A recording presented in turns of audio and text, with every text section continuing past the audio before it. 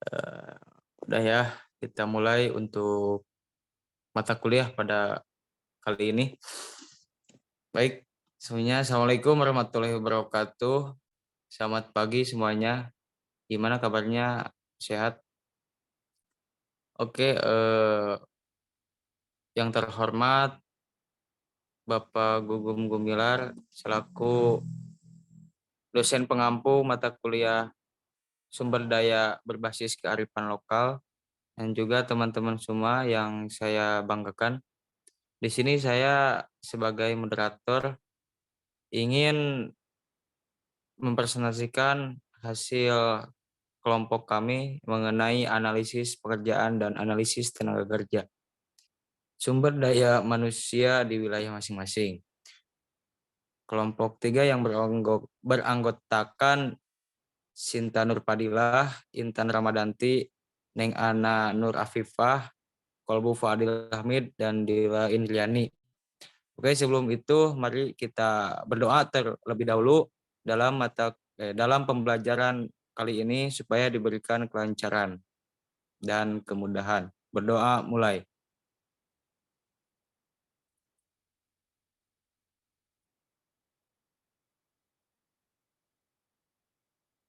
Berdoa cukup. Baik, kita langsung saja ya mengenai materi analisis pekerjaan dan analisis tenaga kerja. Di sini kami akan mempresentasikan mengenai materi tersebut, mengenai analisis pekerjaan akan dijelaskan oleh Neng Ana, kemudian jenis analisis pekerjaan, kemudian teknik pengumpulan, tahapan analisis, kemudian analisis tenaga kerja, tujuan analisis pekerjaan, tujuan dan manfaat deskripsi kerja, dan juga muatan-muatan deskripsi. Nah, sub-sub yang tadi sudah disebutkan akan kita bahas. Dan yang pertama akan dibahas oleh Neng Ana mengenai analisis pekerjaan. Pada Neng Ana, waktu dan tempat, silakan. Baik, terima kasih kepada moderator yang telah memberikan saya waktu untuk menjelaskan mengenai analisis pekerjaan.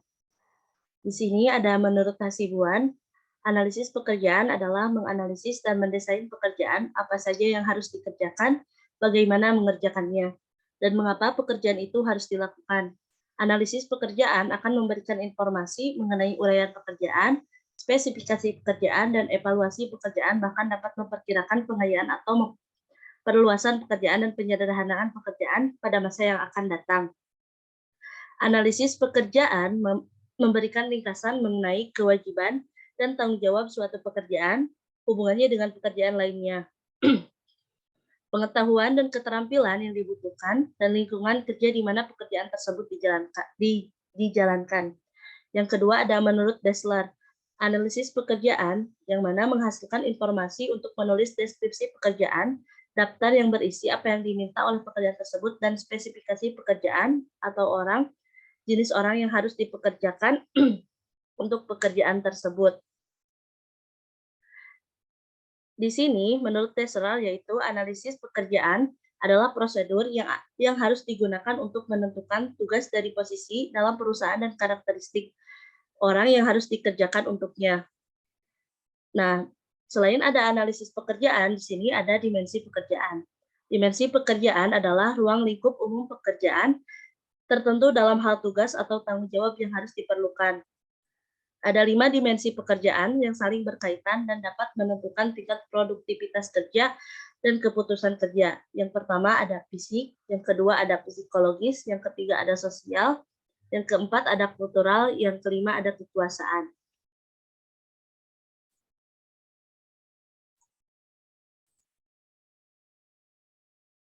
Nah, di sini saya akan menjelaskan jenis analisis pekerjaan.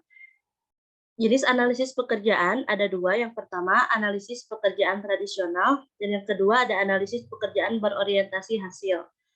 Analisis pekerjaan tradisional yang pertama adanya model tradisional ini hanya mencari informasi sekitar 3 aspek. Yang pertama ada tanggung jawab, dan yang kedua ada kewajiban-kewajiban, dan yang ketiga ada kualifikasi-kualifikasi.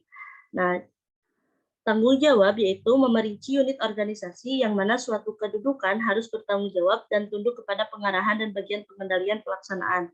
Dan yang kedua ada kewajiban-kewajiban umum dari seorang yang sedang memegang suatu kedudukan. Dan yang ketiga ada kualifikasi-kualifikasi minimal yang diterima sebagai kelayakan. Jika tujuan uraian pekerjaan adalah untuk meningkatkan efisiensi, model tradisional dianggap tidak memadai dalam dua hal, yaitu uraian tugas tersebut tidak merinci performansi yang diharapkan dari pekerja, tidak merinci hubungan atau keterkaitan antara standar-standar, kecakapan-kecakapan, dan kualifikasi-kualifikasi minimal. Yang kedua ada analisis pekerjaan berorientasi hasil. Analisis pekerjaan yang berorientasi hasil ini dinamakan Output Oriented Job Description, dan ini merupakan suatu kehidupan kecil di dalam program Oriented Budget. Sementara uraian-uraian pekerjaan tradisional lebih banyak mirip dengan Scaling Outline Item Budget, yang terakhir lebih bermanfaat bagi tujuan-tujuan pengendalian eksternal, sedangkan yang pertama lebih cocok bagi perbaikan produktivitas. Kelebihan model yang berorientasi hasil yang pertama, model ini menyediakan suatu sarana untuk menghubungkan input-input personel terhadap organisasi bagi para perencana program. Yang kedua, model ini menyediakan sarana untuk memperkenalkan kepada para pekerja yang baru atas harapan-harapan, tujuan-tujuan manajemen by objektif yang ditetapkan, dan untuk mengadakan evaluasi terhadap performasi bekerja secara lebih objektif bagi para manajer. Mungkin itu yang bisa saya sampaikan. Saya kembalikan kepada moderator. Baik, terima kasih kepada Neng Ana yang sudah mempresentasikan mengenai analisis pekerjaan dan juga jenis analisis pekerjaan. Nah, selanjutnya mengenai teknik pengumpulan dan juga tahapan analisis. Mungkin harus ada ya dalam menentukan analisis pekerjaan dan tenaga kerja. Nah, teknik pengumpulan dan analisis dan tahapan analisis akan dijelaskan oleh Sinta Nur Fadila. Pada Sinta dipersilahkan. Baik, terima kasih kepada moderator yang telah memberikan kesempatannya. Boleh di next slide, Neng.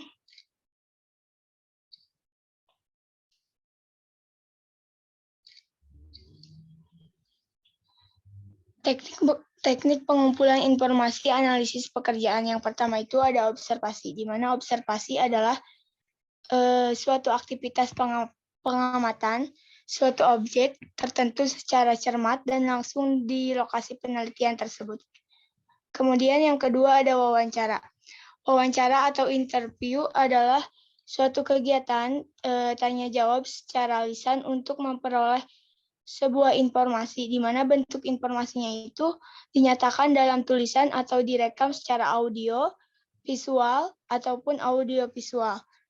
Nah, wawancara juga merupakan kegiatan utama dalam kajian pengamatan, di mana pelaksanaannya itu dapat bersifat secara langsung maupun tidak langsung.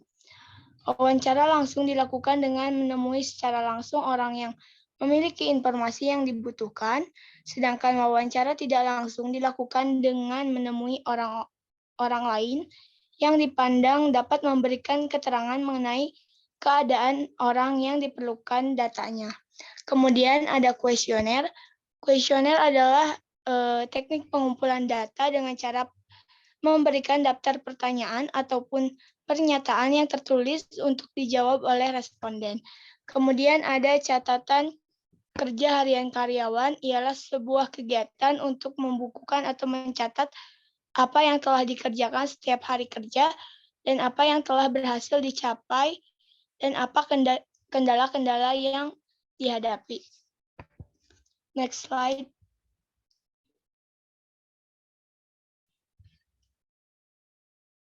Kemudian ada tahapan analisis.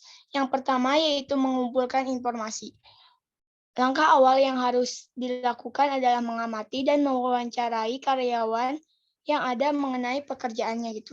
Pastikan Anda menanyakan tugas dan tanggung jawabnya secara spesifik. Bandingkan deskripsi pekerjaan yang ada dengan apa yang sesungguhnya dilakukan oleh karyawan. Kemudian mencatat hasilnya berdasarkan posisi individu. Kemudian buatlah semua tugas, tanggung jawab, dan keterampilan yang dibutuhkan untuk pekerjaan tersebut.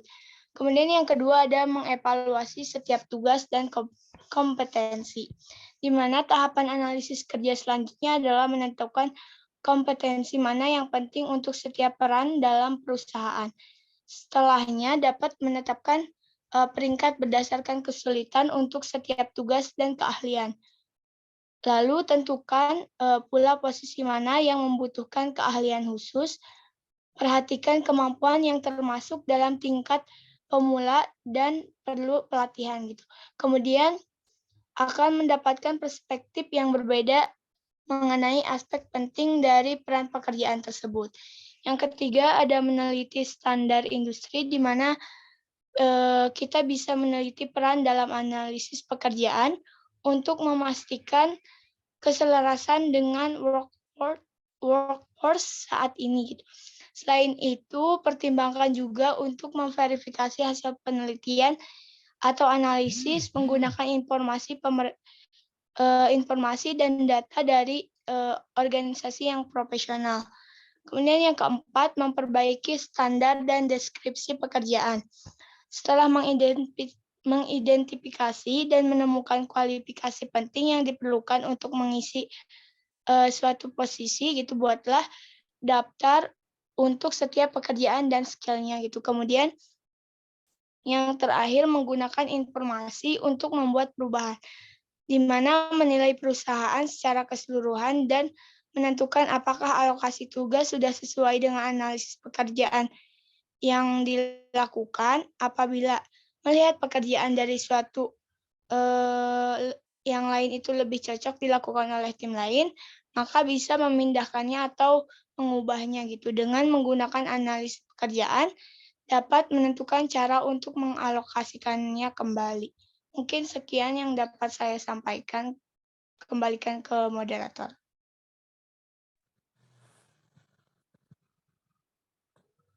Baik, terima kasih Sinta atas presentasinya. Nah, mungkin itu ya mengenai teknik pengumpulan dan juga tahapan analisis. Sebelumnya dalam hal itu mungkin ada perencanaan mengenai analisis pekerjaan ya. Nah, perencanaan itu guna untuk mempersiapkan dan mengkomunikasikan analisis pekerjaan, melakukan analisis pekerjaan dan juga mengembangkan uraian pekerjaan dan spesifikasi pekerjaan. Nah, setelah itu ada juga aspek pekerjaan yang dianalisis, ada keluaran pekerjaan, aktivitas atau tugas yang dilakukan, kemudian kemampuan atau kompetisi dan juga struktur imbalan atau balas jasa. Nah, untuk selanjutnya mengenai analisis tenaga kerja dan juga tujuan analisis pekerjaan yang akan disampaikan oleh Dila Indriani. Kepada Dila dipersilahkan. Baik, terima kasih kepada Kobo. Di sini saya akan memaparkan mengenai analisis tenaga kerja. Analisis tenaga kerja merupakan penilaian terhadap tenaga kerja yang ada dalam suatu departemen dan yang pindah ke dalam atau melalui atau keluar dari departemen tersebut. Analisis ini dapat mencakup jumlah tenaga kerja, komposisi tenaga kerja, dan kualitas tenaga kerja. Menurut Samsudin, pengertian analisis jabatan atau pekerjaan adalah sebagai berikut. Yang pertama yaitu proses menghimpun informasi setiap jabatan atau pekerjaan yang berguna mewujudkan tujuan bisnis sebuah perusahaan. Yang kedua, proses menghimpun dan mempelajari berbagai informasi yang berhubungan dengan pekerjaan secara operasional beserta tanggung jawabnya. Nah, manfaat analisis pekerjaan akan memberikan informasi tentang aktivitas pekerjaan, standar pekerjaan, konteks pekerjaan, persyaratan personalia, perilaku manusia, dan alat-alat yang akan dipergunakan. Selanjutnya, Neng.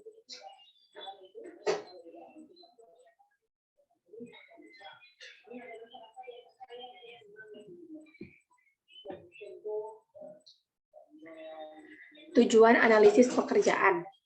Yang pertama yaitu menentukan kualifikasi yang diperlukan pemegang jabatan. Yang kedua yaitu melengkapi bimbingan dalam seleksi dan penarikan pegawai. Yang ketiga, mengevaluasi kebutuhan pegawai untuk pemindahan atau promosi jabatan. Yang keempat, menetapkan kebutuhan untuk program latihan. Yang kelima, menentukan tingkat gaji, upah, dan pemeliharaan administrasi upah dan gaji. Yang keenam, menilai keluhan-keluhan yang menyoroti masalah keadilan dan kompensasi. Yang ketujuh, menetapkan tanggung jawab, pertanggungjawaban, dan otoritas. Yang kedelapan, menetapkan pola esensial dalam penetapan standar produksi. Dan yang kesembilan yaitu menyediakan petunjuk untuk meningkatkan metode dan penyederhanaan kerja. Mungkin sekian pemaparan saya kembali kepada moderator. Baik, Dila Indriani, terima kasih atas presentasinya mengenai analisis tenaga kerja dan juga tujuan analisis pekerjaan. Oke, ya untuk selanjutnya mengenai mengenai tujuan dan manfaat deskripsi kerja atau job desk yang akan dijelaskan oleh Intan. Pada Intan Ramadanti, waktu dan tempat dipersilahkan.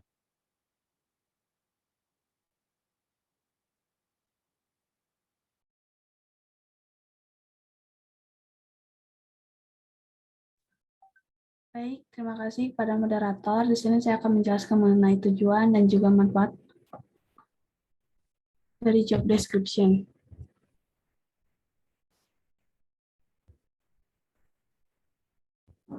Menurut Valino dalam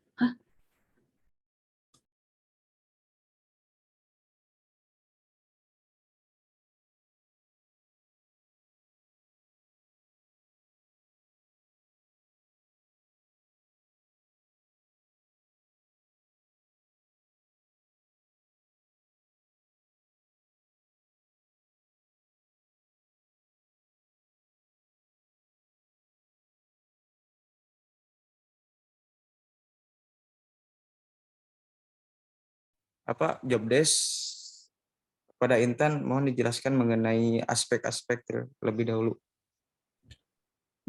mohon maaf teman-teman. Aspek-aspek analisis pekerjaan. Analisis pekerjaan perlu dilakukan agar dapat mendesain organisasi serta menetapkan uraian pekerjaan, spesifikasi pekerjaan, dan evaluasi pekerjaan. Aspek tersebut dapat dijelaskan sebagai berikut. Yang pertama ada uraian pekerjaan atau job description. Uraian pekerjaan adalah informasi tertulis yang menguraikan tugas dan tanggung jawab, kondisi pekerjaan, hubungan pekerjaan, dan aspek-aspek pekerjaan pada suatu jabatan tertentu dalam organisasi. Uraian pekerjaan harus tersusun dalam suatu format yang jelas dan menginformasikan semua pekerjaan yang akan dilakukan oleh pegawai. Uraian pekerjaan ini harus diuraikan secara jelas agar para pegawai diharapkan dapat mengenal serta mengetahui tugas apa yang mereka akan lakukan, tanggung jawab, serta prestasi apa yang harus dicapai untuk kemudian hari. Uraian pekerjaan harus dipedomani oleh semua karyawan agar pekerjaan mereka lebih mudah dilakukan dikarenakan uraian pekerjaan yang terstruktur, jelas, dan mudah dimengerti karyawan. Menurut Samsudin, adapun isi pokok suatu uraian pekerjaan adalah sebagai berikut. Yang pertama ada identifikasi jabatan atau pekerjaan, ringkasan jabatan, rincian tugas, pengawasan yang diberikan, hubungan dengan jabatan, bahan, alat, dan mesin, kondisi lingkungan kerja, penjelasan istilah yang tidak lazim, komentar tambahan untuk melengkapi penjelasan di atas. Nah, yang kedua ada spesifikasi pekerjaan atau job specification. Spesifikasi jabatan merupakan suatu daftar dari tuntutan manusiawi suatu jabatan, yakni pendidikan, keterampilan, kepribadian, dan lain-lain sesuai produk dari analisis jabatan. Yang ketiga, evaluasi pekerjaan atau job evaluation adalah menilai berat atau ringan, mudah atau sukar, besar atau kecil risiko pekerjaan, dan memberikan nama, ranking, serta harga atau gaji suatu jabatan. Next.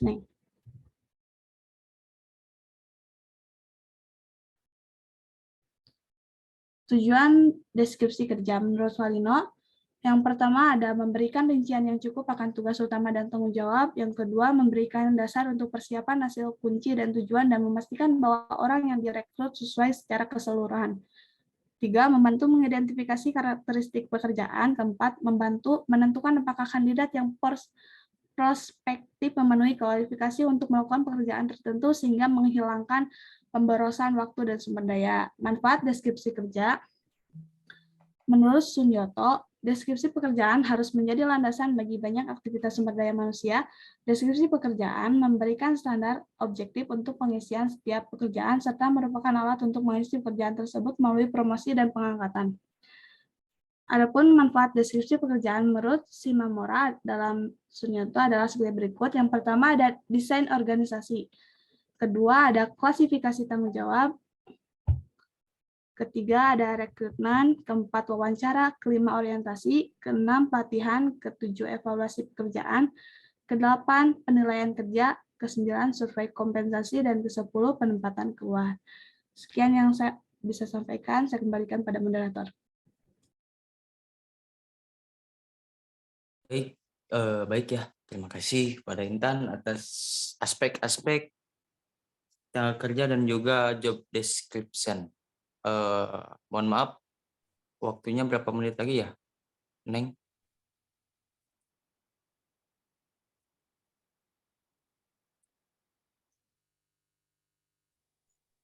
Nah, di sini masih ada waktu ya. Terima kasih. Nah, di sini saya akan menjelaskan mengenai muatan-muatan deskripsi pekerjaan. Tadi udah dijelaskan aspek dan juga job description. Nah, perlu adanya muatan dalam deskripsi pekerjaan atau job desk. Menurut Bangun tahun 2012 secara umum urutan yang ada deskripsi pekerjaan memuat bagian yang mencakup ada identifikasi pekerjaan, kemudian uraian singkat tentang pekerjaan, tugas-tugas yang dilaksanakan itu apa saja, tanggung jawab terhadap pekerjaan itu apa, kemudian wewenang atas pekerjaan atau hak ya, kemudian ada hubungan dengan pekerjaan lain itu bagaimana, dan juga bahan dan peralatan yang dibutuhkan itu apa saja, dan juga konteks pekerjaannya itu seperti apa, sehingga para pekerja ataupun tenaga kerja bisa melaksanakan tugasnya sesuai porsi atau pekerjaannya dan tidak keluar dari tugas wajib dari pekerjaan tersebut. Nah, menurut Mandi ya tahun 2008 ada bagian-bagian deskripsi pekerjaan, ada identifikasi pekerjaan, kemudian tanggal analisis pekerjaan, ringkasan pekerjaan, tugas yang dikerjakan, dan juga spesifikasi pekerjaan itu bagaimana. Tentunya mungkin kalian belum terbayang ya mengenai muatan-muatan deskripsi pekerjaan. Nah, ketika kalian ingin melakukan atau melamar pekerjaan, pasti dikasih tahu job desk-nya itu oleh perusahaannya bagaimana, sehingga kalian juga tidak maksudnya tidak kerja rodi lah. Jadi sesuai porsinya masing-masing dan sesuai keahliannya masing-masing. Perlunya itu job desk seperti itu. Terima kasih. Nah, itu mungkin terkait muatan-muatan deskripsi pekerjaan. Nah, cukup sekian ya presentasi terkait analisis pekerjaan dan tenaga kerja. Mungkin bisa dilanjut untuk sesi tanya jawab dari materi nanti saja dilanjut di WA group ya. Untuk sekarang lebih ke